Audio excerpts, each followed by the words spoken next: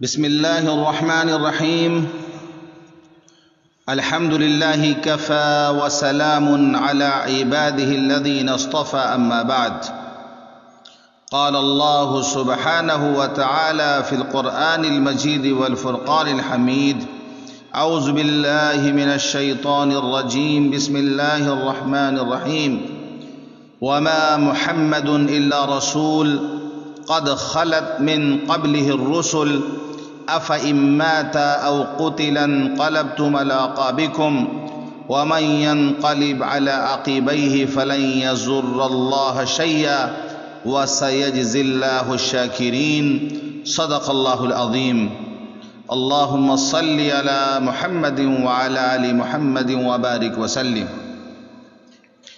میرے بھائیوں، بزرگوں، دوستوں، آج کا عنوان ہے حضور پاک صلی اللہ علیہ وسلم کا حادثہ وفات. امت محمدیہ کے لیے سب سے بڑا حادثہ جس کے تصور سے آج بھی رونگٹے کھڑے ہو جاتے ہیں، ہمارے آقا و سردار سرور کائنات فخر موجودات حضرت محمد مصطفیٰ صلی اللہ علیہ وسلم کا اس دنیا سے پردہ فرمانا ہے. یہ ایسا المناک لمحہ تھا کہ بڑے بڑے جلیل القدر صحابہ بھی اپنے حواس بجا نہ رکھ سکے اور ان کی آنکھوں کے سامنے اندھیرا چھا گیا. حضرت عمر رضی اللہ عنہ جیسے جری اور بہادر شخص بھی تلوار لے کر مسجد نبی میں کھڑے ہو گئے کہ جو شخص یہ کہے گا کہ حضور اقدس صلی اللہ علیہ وسلم پردہ فرما چکے ہیں تو اسی تلوار سے اس کی گردن مار دی جائے گی. اس وقت امیر المومنین سیدنا حضرت ابو بکر صدیق رضی اللہ عنہ نے پوری بیدار مغزی کا ثبوت دیتے ہوئے اعلان فرمایا: من كان يعبد محمدا فإن محمدا قد مات ومن كان يعبد الله فإن الله حي لا يموت. تم میں سے جو شخص محمد صلی اللہ علیہ وسلم کی عبادت کیا کرتا تھا تو وہ سمجھ لے کہ محمد صلی اللہ علیہ وسلم اب اس دنیا سے تشریف لے جا چکے ہیں، اور جو شخص تم میں سے اللہ کی عبادت کرتا تھا تو یقین کر لے کہ اللہ تعالی ہمیشہ سے زندہ ہے، اس پر کبھی موت طاری نہ ہوگی. پھر آپ نے آیتیں پڑھیں: وما محمد الا رسول، آخر تک. حضرت عمر رضی اللہ عنہ فرماتے ہیں کہ معلوم ہوتا تھا کہ آیتیں آج ہی نازل ہو رہی ہیں.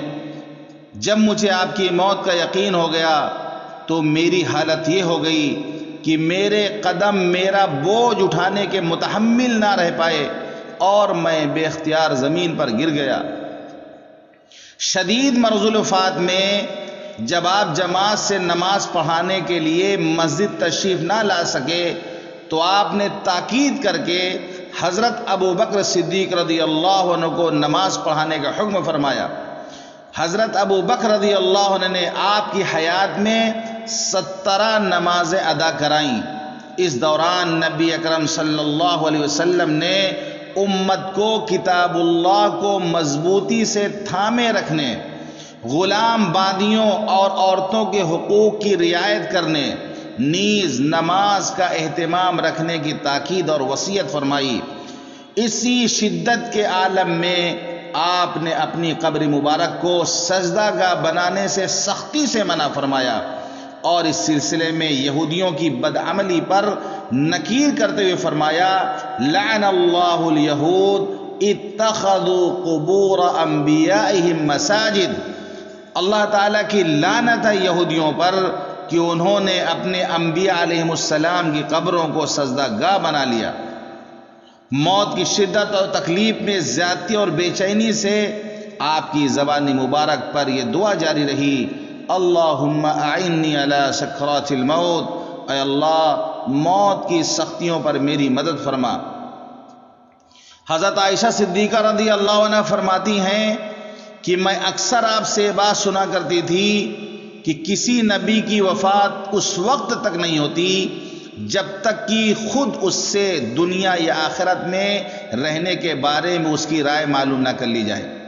چنانچہ جب آپ کی وفات کا وقت قریب آیا جبکہ آپ کا سر مبارک میری گود میں تھا اور آپ کا سانس تیز چلنے لگا، اور آپ نے فرمایا مع الذین انعم اللہ علیہم من النبیین، یعنی میں نے ان لوگوں کے ساتھ رہنا پسند کر لیا ہے جن پر اللہ تعالیٰ نے انعام فرمایا ہے۔ تو میں سمجھ گئی کہ اب آپ نے آخرت کو اختیار فرما لیا ہے۔ حضور صلی اللہ علیہ وسلم نے دنیاوی زندگی میں سب سے آخری عمل جو انجام دیا وہ مسواک کے ذریعے پاکیزگی حاصل کرنا تھا۔ چنانچہ حضرت عائشہ رضی اللہ عنہ فرماتی ہیں کہ مرض الوفات میں حضرت صلی اللہ علیہ وسلم میری گود میں سر رکھ کر آرام فرماتے تھے۔ اسی درمیان میرے بھائی عبد الرحمن بن ابی بکر اس حال میں آئے کہ ان کے ہاتھ میں ایک تازہ مسواک تھی جس سے وہ مسواک کر رہے تھے۔ حضور پاک صلی اللہ علیہ وسلم نے اس مسواک کو نظر جما کر دیکھا، جس سے مجھے اندازہ ہو گیا کہ آپ مسواک کرنا چاہتے ہیں، لہذا میں نے وہ مسواک ان سے لے کر اچھی طرح چبا کر ملائم کر کے حضور پاک صلی اللہ علیہ وسلم کی خدمت میں پیش کی۔ چنانچہ آپ نے نہایت عمدہ طریقے پر مسواک فرمائی، اور ابھی آپ اس سے فارغ ہی ہوئے تھے کہ آپ نے اپنا دست مبارک یا انگلی آسمان کی طرف اٹھائی اور 3 مرتبہ یہ الفاظ دہرائے، فی الرفیق الاعلی، فی الرفیق الاعلی، فی الرفیق الاعلی، پھر میری گود ہی میں انتقال فرما گئے۔ انا للہ و انا الیہ راجعون۔ ایک اور روایت میں ہے کہ آپ نے وفات کے وقت یہ دعا فرمائی، اللہم اغفر لی وارحمنی والحقنی بالرفیق الاعلی، اے اللہ مجھے معاف فرما اور مجھ پر رحم فرما اور اعلیٰ درجے کے رفیق کے ساتھ مجھے لاحق فرما۔ حضور پاک صلی اللہ علیہ وسلم کی وفات کی خبر سے مدینے میں کوہرام مچ گیا، سچے جانثاروں کا آسرا چلا گیا۔ محبان نبوت کا سب سے بڑا محبوب خود اپنے محبوب یعنی رب العالمین سے وصال کی سعادت سے بہرہ ہو گیا۔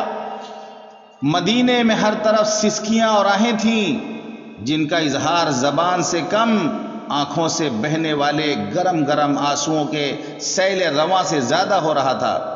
مسجد نبوی میں موجود حضرات صحابہ کی حالت عجیب تھی، کوئی بھی اس المناک حادثے پر اپنے ہوش میں معلوم نہ ہوتا تھا۔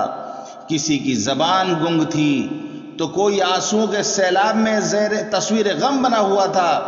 لوگ حیران تھے کہ اب کیا ہوگا۔ نظریں اس موقع پر آپ کے سب سے قریبی رفیق سیدنا ابو بکر صدیق رضی اللہ عنہ کو ڈھونڈ رہی تھی۔ کچھ دیر بعد حضرت ابو بکر صدیق رضی اللہ عنہ بھی نڈھال قدموں سے تشریف لائے۔ پہلے سیدھے حجرہ مبارکہ میں تشریف لے گئے جہاں آپ کا جسد خاکی یمنی چادر میں ڈھکا ہوا رکھا تھا۔ حضرت ابو بکر رضی اللہ عنہ نے چادر ہٹائی اور روتے ہوئے پیشانی کا بوسہ لیا اور فرمایا، میرے ماں باپ آپ پر قربان، اللہ تعالیٰ آپ پر 2 موتوں کو جمع نہیں فرمائے گا، اور جو موت آپ کے لیے مقدر تھی وہ آ چکی، یعنی اب دوبارہ آپ تشریف نہیں لائیں گے کہ پھر موت آئے۔ اور ایک روایت میں یہ ہے کہ سیدنا ابو بکر صدیق رضی اللہ عنہ نے پیشانی مبارک کو چومنے کے بعد آپ کو ان الفاظ میں خراج عقیدت پیش کیا، حضور میرے ماں باپ آپ پر قربان، آپ کی زندگی بھی پاکیزہ تھی اور موت بھی پاکیزہ ہوئی، اور آپ کی وفات حسرت آیات سے نبوت کا وہ سلسلہ ختم ہو گیا جو آپ سے پہلے کسی نبی کی وفات سے ختم نہ ہوا تھا۔ آپ کی شان ناقابل بیان ہے اور آپ کی ذات رونے سے بالا تر ہے۔ آپ نے امت سے وہ خصوصی برتاؤ کیا کہ آپ کی ذات سراپا تسلی گاہ بن گئی، اور آپ نے رحمت کو اس قدر عام کیا کہ ہم سب آپ کی نظر میں برابر قرار پائے۔ آپ کی موت اگر اختیاری ہوتی تو ہم آپ کی وفات کے بدلے کتنی ہی جانیں لٹا دیتے، اور اگر آپ نے رونے سے منع نہ فرمایا ہوتا تو ہم آپ کی یاد میں اپنی آنکھوں کے آنسو خشک کر ڈالتے، مگر ایک چیز ہمارے قابو سے باہر ہے، وہ دل کی کڑھن اور آپ کی جدائی پر ذہنی تکلیف ہے جو برابر باقی رہے گی، کبھی ختم نہ ہوگی۔ اے اللہ ہمارے جذبات ہمارے حضور تک پہنچا دے، اور اے محمد صلی اللہ علیہ وسلم آپ اپنے پروردگار کے دربار میں ہمیں یاد رکھیے اور اپنے دل میں ہمیں بسائے رکھیے، اور یقین جانیے کہ اگر آپ نے ہمیں صبر و سکون کی تعلیم نہ دی ہوتی تو ہم اس وحشت اثر حادثے کو ہرگز برداشت نہ کر پاتے۔ اے اللہ ہمارا یہ پیغام ہمارے نبی تک پہنچا دے اور ہمارے بارے میں اسے محفوظ فرما۔ اس کے بعد آپ مسجد میں تشریف لائے اور تسلی آمیز خطبہ ارشاد فرمایا، جس سے لوگوں کے کچھ ہوش بجا ہوئے اور خلافت، نماز جنازہ اور تدفین کے مراحل انجام دیے گئے۔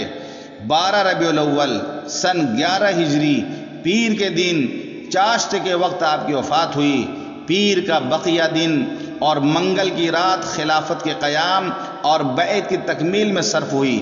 منگل کی صبح کو آپ کو غسل دیا گیا، پھر انفرادی طور پر نماز جنازہ پڑھنے کا سلسلہ شروع ہوا جو پورا دن گزار کر رات تک جاری رہا، پھر اسی رات میں آپ کی تدفین عمل میں آئی صلی اللہ علیہ وسلم۔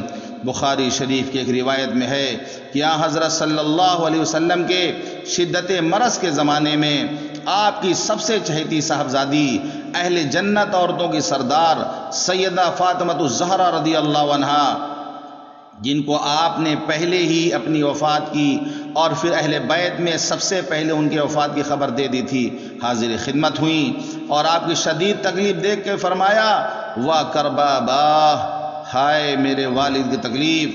تو حضرت صلی اللہ علیہ وسلم نے فرمایا، بیٹی آج کے بعد پھر کبھی تمہارے باپ پر کوئی تکلیف نہ ہوگی۔ پھر جب آپ کی وفات ہو گئی تو حضرت فاطمہ رضی اللہ عنہا آخری دیدار کے لیے تشریف لائیں اور آپ کے جسد مبارک کے سامنے کھڑے ہو کے ارشاد فرمایا، یا ابتا اجاب ربا دعا، یا ابتا من جنت الفردوس مأوا، یا ابتا الی جبریل ننعا۔ پھر جب آپ کو دفن کر دیا گیا تو حضرت فاطمہ رضی اللہ عنہا نے شدت تأثر میں حضرت انس رضی اللہ عنہ سے فرمایا، یا انس اطابت انفسکم ان تحثوا علی رسول اللہ صلی اللہ علیہ وسلم التراب۔ میاں انس تم نے یہ کیسے گوارا کر لیا کہ تم حضرت صلی اللہ علیہ وسلم کے جسد اقدس پر اپنے ہاتھوں سے مٹی ڈالو؟ حضرت انس رضی اللہ عنہ زبان حال سے جواب دے رہے تھے کہ واقعی دل تو نہ چاہتا تھا، مگر حکم نبوی کی تعمیل میں جبراً یہ عمل انجام دینا پڑا۔ بعض روایت میں یہ بھی ہے کہ اس کے بعد سیدہ فاطمہ رضی اللہ عنہا نے قبر مبارک سے مٹی اٹھا کر اپنی پیشانی پر رکھی اور اسے سونگھا اور پھر کچھ اشعار پڑھے۔ اہل مدینہ کے معمول تھا کہ جب کسی مصیبت زدہ کو تسلی دینی ہوتی تو نبی صلی اللہ علیہ وسلم کا حدیث وفات اسے یاد دلا دیا جاتا، جس کے تصور کے بعد اپنی ہر مصیبت اور تکلیف آسان معلوم ہونے لگتی۔ اللہ تعالی حضور پاک صلی اللہ علیہ وسلم کے درجات بلند فرمائے اور پوری امت کی طرف سے آپ کو بہترین بدلہ عطا فرمائے، آمین یا رب العالمین۔ وصلی اللہ علی سید المرسلین سیدنا و مولانا محمد وعلی آلہ و اصحابہ اجمعین۔